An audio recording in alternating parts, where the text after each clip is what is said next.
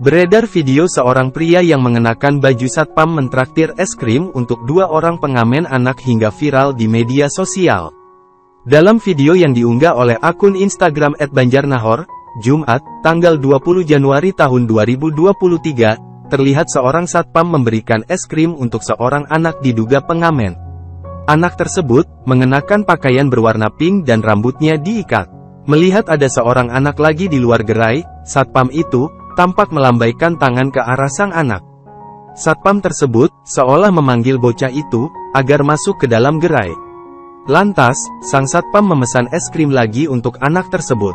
Sontak, aksi satpam yang membelikan es krim untuk 2 anak diduga pengamen di sebuah gerai es krim ini mencuri perhatian warganet.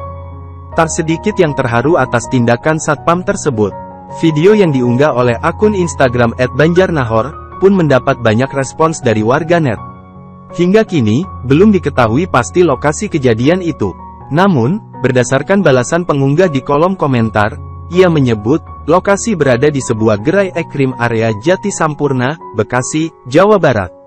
Kini, video tentang seorang satpam yang mentraktir 2 orang anak ini diunggah ulang oleh akun Twitter @zoelfik. Akun Twitter @zoelfik itu, diketahui merupakan milik Zulfikar Akbar. Dalam postingannya, ia menyebut, sosok pengamen dan satpam, disertai video terkait video itu.